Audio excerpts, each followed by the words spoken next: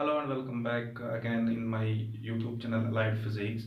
Today we come with a new topic for class 9 students, that is free fall object. But before going to deal with this topic, let me tell you one thing. When any object, we have to move any object, we have to apply a force on that. If it's the pen here, if I have to move this pen from this place to this place, or from this point to this point, I have to apply a force so that it can reach here. Or if I have to move this pen here, I have to put my hand, apply a force so that this pen can reach here.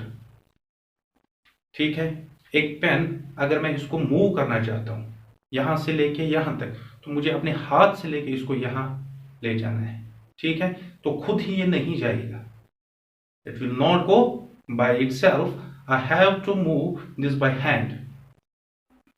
But here the point is, when the object, any object, if we drop it from some height, only we have to drop it.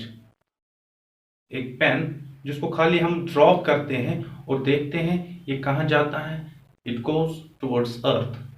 ये अर्थ की ओर जाता है. ऐसे क्या हमने इसको हाथ से खींच के नीचे लाया? Answer is no. तो इसको कौन खींच के लाया? ऑब्वियसली वहां पे कोई फोर्स होगा. वहां पे कोई फोर्स होगा. हमने लास्ट टॉपिक में भी पढ़ा है कि ये फोर्स जो होता है, ये फोर्स जो इसको टुवर्ड्स अर्थ ले जाएगा, this force is gravitational force.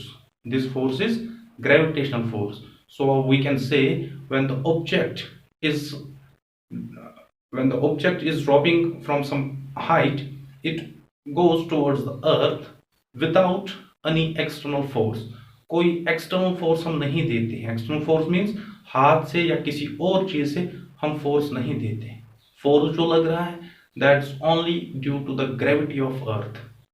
Gravitational force के कारण, अर्थ के ग्रेविटेशनल फोर्स के कारण ये ऑब्जेक्ट नीचे आ रहा है. अर्थ इसको अपनी तरफ खींच रहा है. Such an object is called free fall object. Such an object is called free fall object. So let's write a definition for free fall.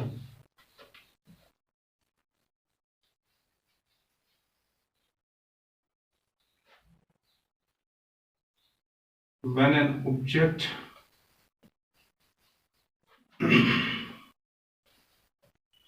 is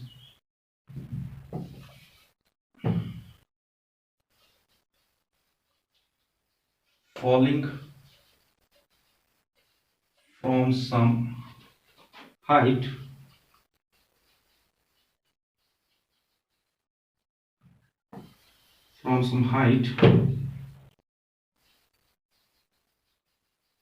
towards the earth,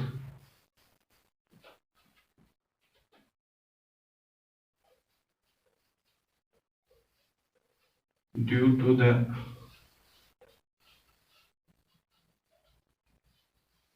gravity of earth, or we can say gravitational force of earth, due to gravity of earth,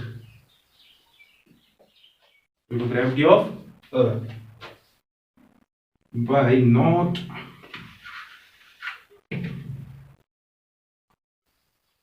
not applying any external force. कोई external force हम नहीं दे रहे. by not applying any external force, such an object is called free fall object. ऐसे object को हम क्या कहेंगे? Free fall object.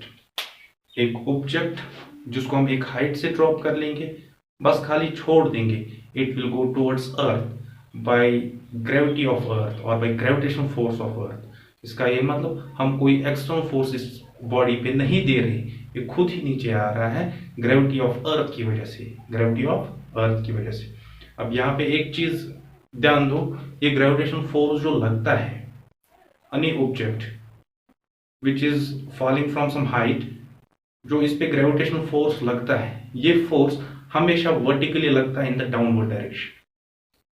ये फोर्स, ये हमेशा याद रख लो, ग्रेविटेशनल फोर्स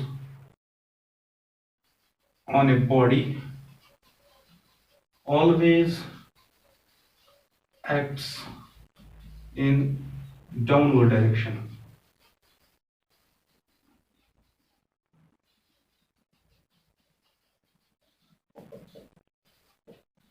ये हमेशा क्या लगता है, डाउनवर्ड डायरेक्शन। इसका ये मतलब है कि एक फ्री फॉल ऑब्जेक्ट की डायरेक्शन चेंज हो सकती है। Answer is no, it always goes in the downward direction. ये हमेशा एक ही डायरेक्शन में जाएगा, डाउनवर्ड डायरेक्शन में। ओके, अब बात यह है, क्या इस फ्री फॉल ऑब्जेक्ट का जो मैग्नीट्यूड होता है वेलोसिटी के लिहाज से, क्योंकि जब ये चलेगा ऑब्वियसली इसके पास वेलोसिटी आएगी, क्या वो वेलोसिटी एक ही रहती है? आंसर इज नो, वो वेलोसिटी एक ही नहीं रहती है। First point. सेकंड पॉइंट इसका, द वेलोसिटी, ऐसे लिखेंगे the magnitude of velocity, the magnitude of velocity of free fall object is continuously changing।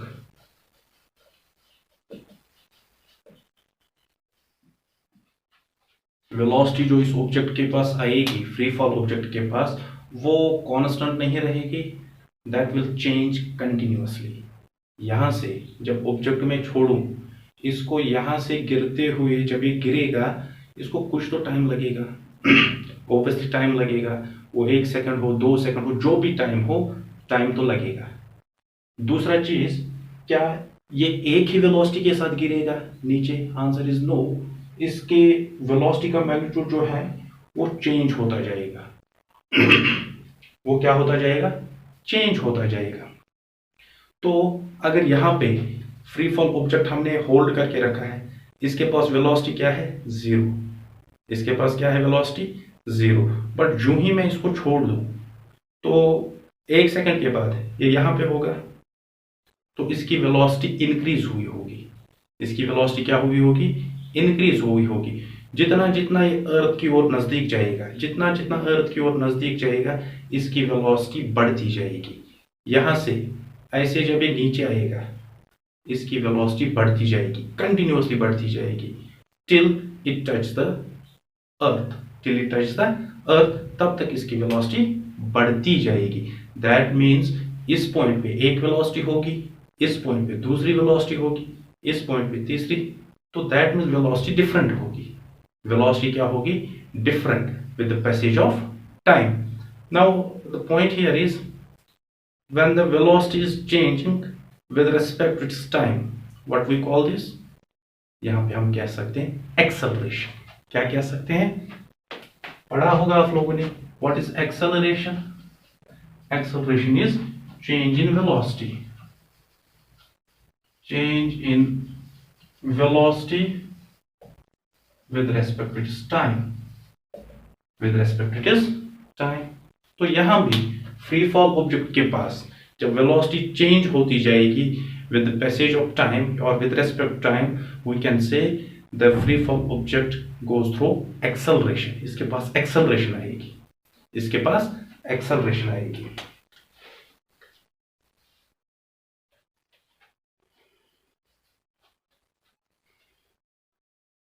यहां पे हम इस तरह से लिखेंगे,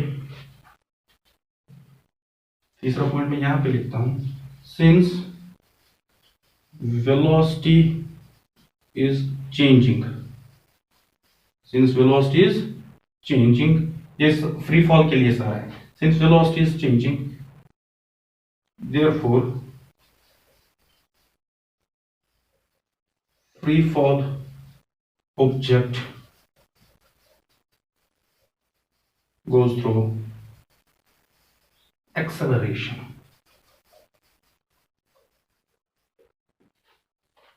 इसके पास क्या होगी, एक्सेलरेशन होगी।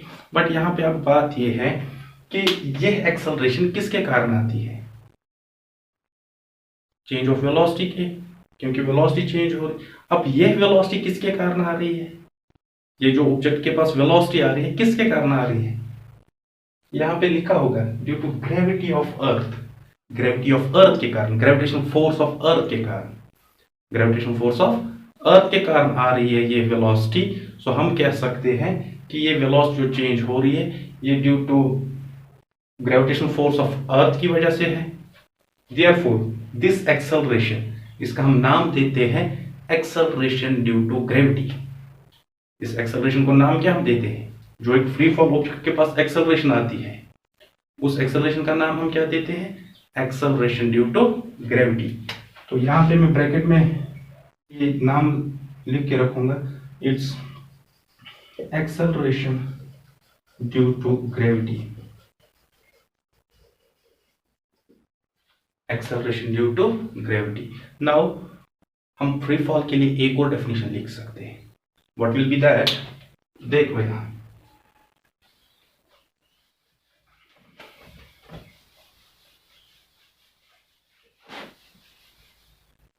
हम फ्री फॉल के लिए एक और डेफिनेशन लिख सकते हैं। वो क्या लिख सकते हैं,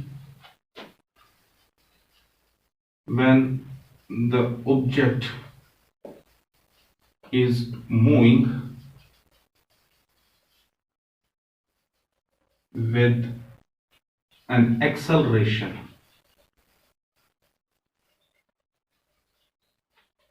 when the object is moving with an acceleration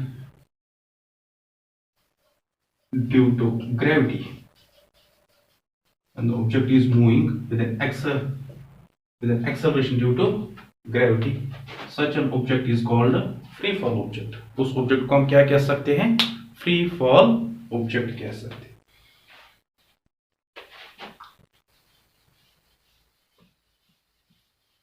अच्छा, यहां पे हम एक्सेलरेशन ड्यू टू ग्रेविटी के लिए क्या कह सकते हैं, definition, it is acceleration produced in an object due to gravity of earth,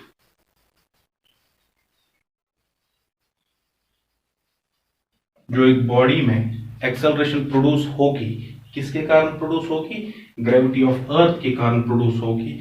ऐसी एक्सेलरेशन को हम क्या कहेंगे, acceleration due to gravity, acceleration due to gravity।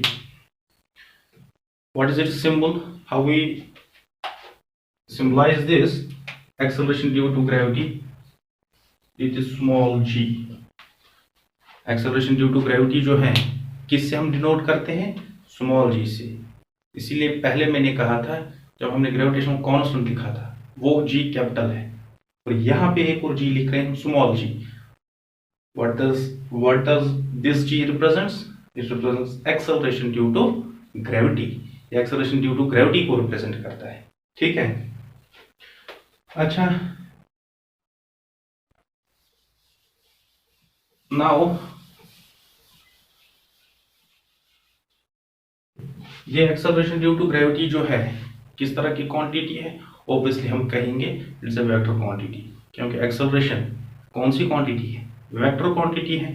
ये भी एक्सेलरेशन ही है। अब अलग बात है ये ग्रेविटी के कारण है, बट ये भी एक्सेलरेशन ही है, तो हम कह सकते हैं it's a vector quantity. G कौन सी क्वांटिटी है, वेक्टर क्वांटिटी है, ये याद रख लो। व्हाट इज इट्स यूनिट, ऐसा unit same as that of linear acceleration, that is metre per second square, metre per second, यहां भी उसका यूनिट यही है। अब वैल्यू क्या है इसका, वो अभी कैलकुलेशन में देख लेंगे, वो भी कैलकुलेशन में देख लेंगे इसका वैल्यू कितना है। अब बात यह है कि जब ये बॉडी अर्थ की ओर जाती है, इसकी वेलोसिटी चेंज होती है, ठीक है। इतना तो पढ़ा है हमने, इतना तो समझ आ गया। अब हम कह सकते हैं एक्सेलरेशन ड्यू टू ग्रेविटी के कारण है ये, इसके पास एक्सेलरेशन ड्यू टू ग्रेविटी आती है। क्या ये एक्सेलरेशन ड्यू टू ग्रेविटी हर पॉइंट पे सेम होता है? Answer is yes. ये एक्सेलरेशन ड्यू टू ग्रेविटी जो है, ये एक्सेलरेशन जो है, ये हर पॉइंट पे इसका सेम होता है। इसलिए हम ये कहेंगे कि फ्री फॉल ऑब्जेक्ट के पास जो एक्सेलरेशन होती है दैट इज यूनिफॉर्म एक्सेलरेशन। फिर से एक पॉइंट याद रख लो, एक पॉइंट फिर से याद रख लो,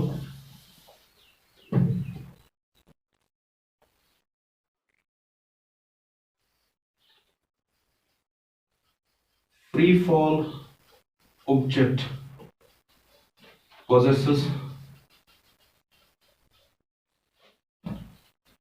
uniform acceleration।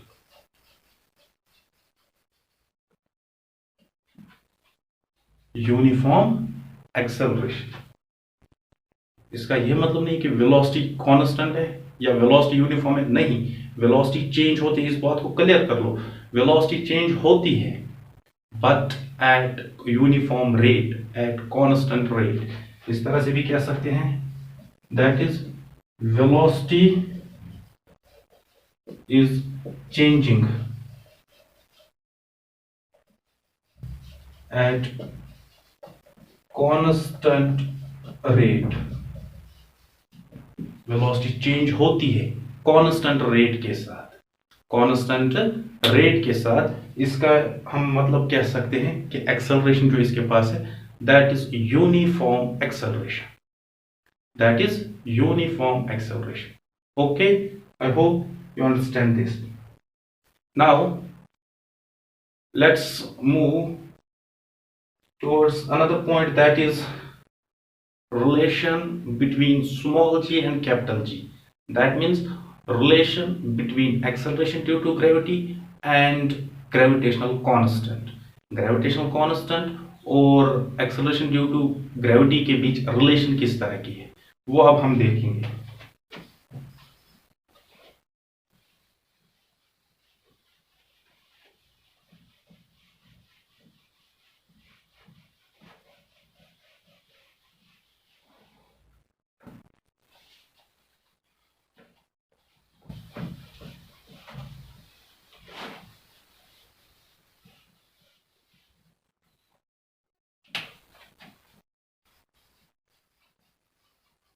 relation between small g and capital G। Small g और कैपिटल G के बीच रिलेशन देख लेंगे, ठीक है, डायरेक्टली कर लेंगे। We know F is equal to G mm divided by r square। what is this? This is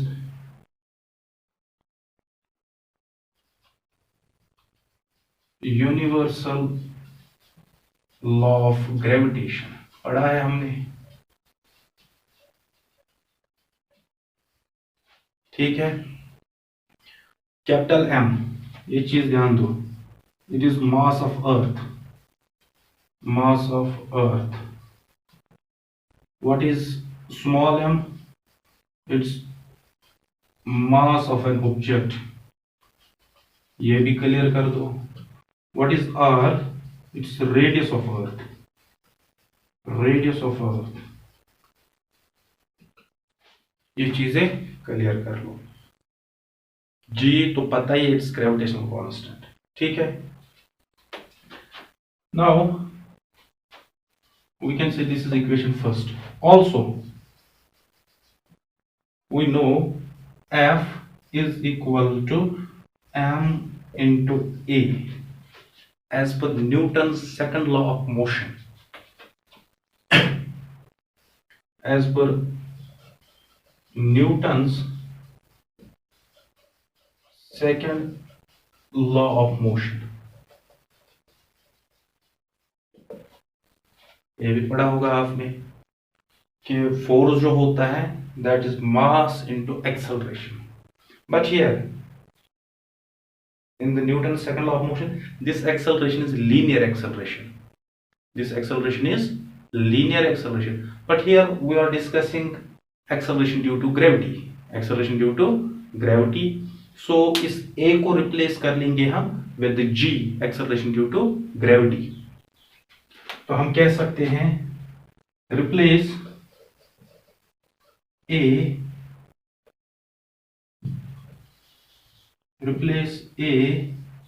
as g. फर्क नहीं है, दोनों एक्सेलरेशन है। अब बात यह है, ये लीनियर एक्सेलरेशन है, this is acceleration due to gravity, जो हमें इस टाइम चाहिए। तो हम लिख सकते हैं, यहां पे मैं लिखता हूं इसको अब, F is equal to m into g. इस a की जगह मैंने g लिखा। This is second, from first and second, from first and second left hand sides are equal. ये भी फोर्स है, ये भी फोर्स है, ठीक है। तो ऑब्वियसली राइट हैंड साइड्स क्या होंगे, इक्वल। तो हम कह सकते हैं M G is equal to G M M upon R square. M and M cancel, M and M cancel, G will be G M upon R square. This is the relation between small g and capital G. This is the relation between small g and capital G. अब देखो यहाँ g is equal to gm upon r square, g upon r square. अब पहले एक चीज याद रखो, यहाँ पे हम इस g का वैल्यू निकालेंगे। स्मॉल g कितना होता है ये, तो स्मॉल g के लिए वैल्यू अगर निकालेंगे, इसके लिए हमें इस g का वैल्यू पता होना चाहिए, m का पता होना चाहिए एंड r का पता होना चाहिए, और तीनों हमें पता है। g it is universal constant, that is 6.7 × 10 to the power -11, mass of earth that 6 × 10 to the power 24 kg, radius of earth 6.4 × 10 to the power 6 metre. ये सारा हमें पहले भी पढ़ा है, ठीक है। तो हम लिख सकते हैं यहां से, अलग से हम अलग से लिख लेंगे इस तरह से,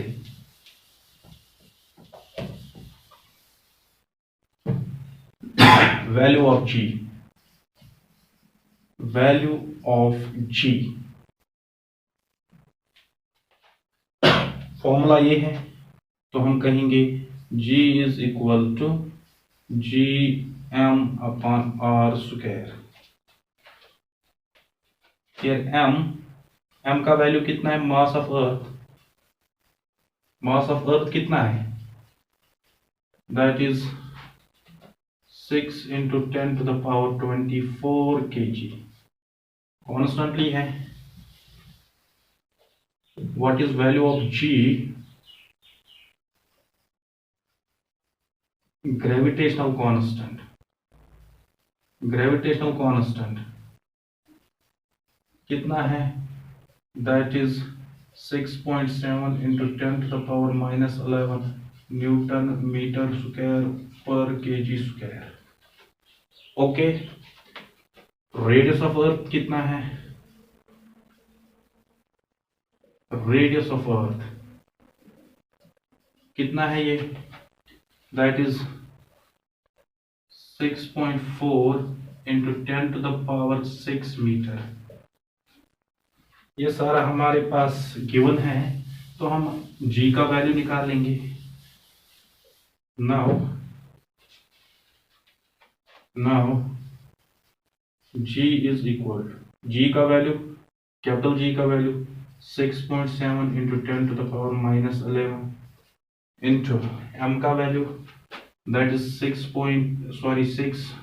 10 to the power 24, okay, divided by, this is r square, but यहाँ पे r है, तो 6.4 × 10 to the power 6 स्क्वायर है, तो स्क्वायर डाल देंगे क्योंकि ये स्क्वायर है। तो हमने फॉर्मूला ही लिखा, बट वैल्यूज पुट कर लिए, g का, m का, r का वैल्यूज पुट कर लिए।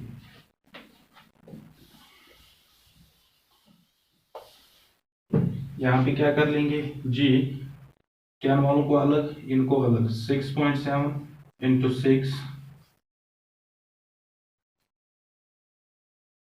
Into 10⁻⁻11 into 10⁻24 divided by 6.4 into 6.4, क्योंकि ये 6.4 जो है ये स्क्वायर इसका भी है, ये इसका भी है, तो इसके 10⁻12 हो जाएगा। ठीक है,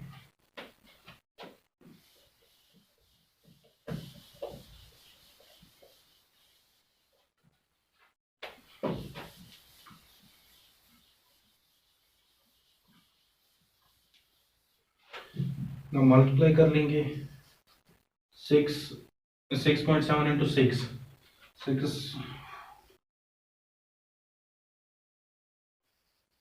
it becomes 40.2 into basis same powers added, it will become 10⁻13 divided by 6.4 into 6.4. You can use a calculator also. Here I will do 6.4 into 6.4.